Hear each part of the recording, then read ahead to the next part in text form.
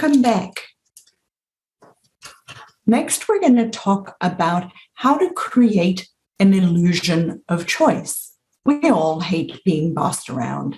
I know for sure that I don't like it when people tell me what to do.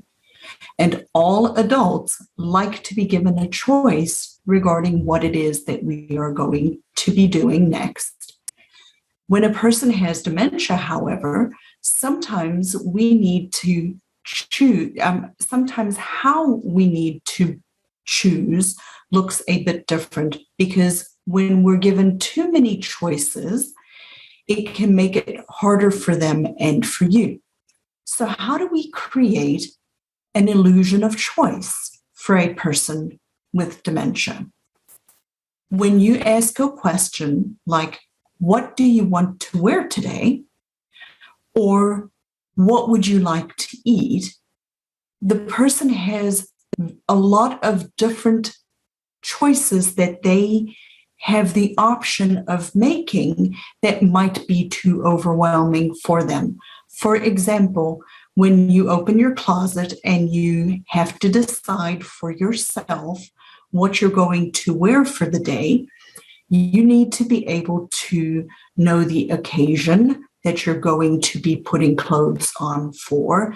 You need to know what the weather is outside in order to pick the appropriate clothing, which results in a lot of different decisions that a person needs to make when you ask them, what would you like to wear today?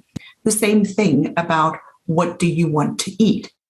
How does the person know what's in the fridge available to eat? There's a lot of decisions.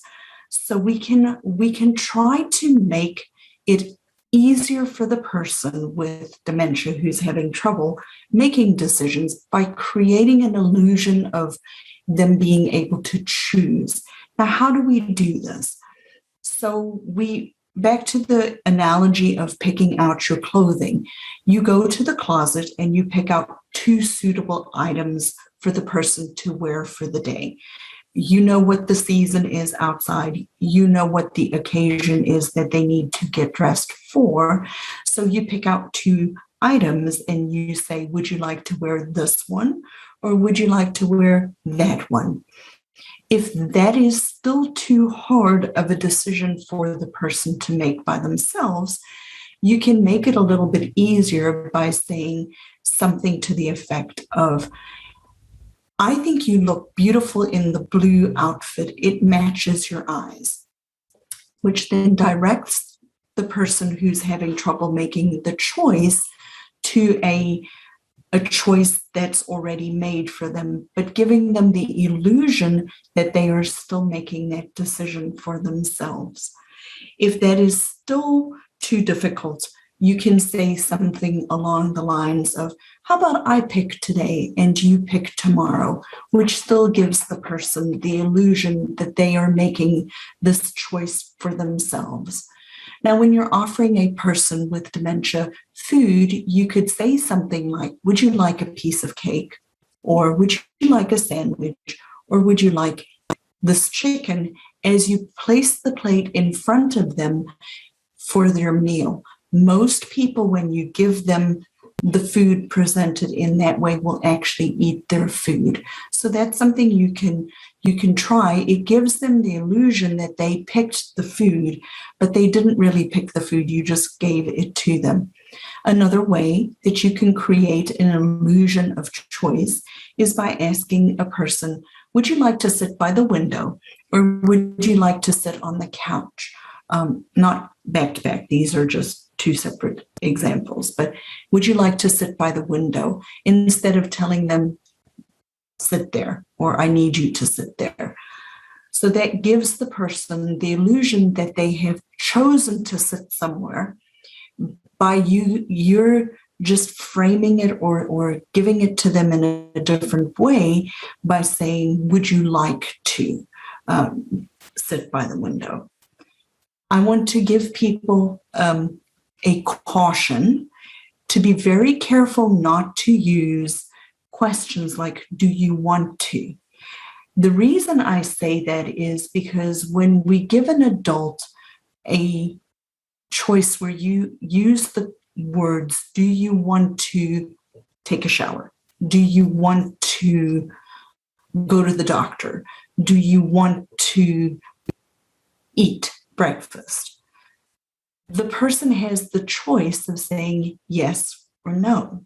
Now, if this is something that you really need them to do, you cannot say to the person, do you want to go to the doctor? You want to consider saying things like, it's time for us to go to the doctor, or it's time for us to take a shower. If that doesn't work because you don't want to say, do you want to do this activity, then you need to try to get the person to be doing the task that you want them to be doing at the time you want, for the reasons that they would have done it to begin with. So if the person you are caring for does not want to go to the doctor, then you don't tell them we're going to the doctor, but you create an illusion of choice of saying, let's go for a drive, and get them ready to go for a drive, because likely they will have forgotten you said, let's go for a drive.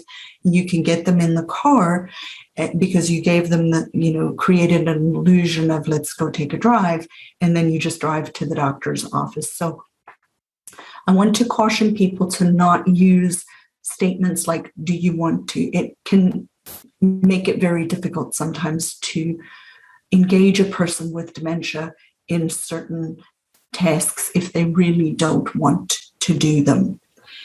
Another thing I want you to try is make sure that you use the person that you're talking with, their name. And that may not be mom or dad. That may be Bill or Mary or Alexi or other given names that a person would be using, because it focuses them on what it is that you're getting ready to say. A big problem, one of the biggest problems people who have dementia struggle with is the ability to focus on a particular task. So when you're speaking to them from the opposite side of the house, or you haven't made sure that you actually have their attention, then it looks like they don't necessarily understand what it is that you have been trying to say to them. A way to focus a person's attention is to use their given name, not mom or dad or brother or sister, but their given name, Lizette. To focus their attention on you.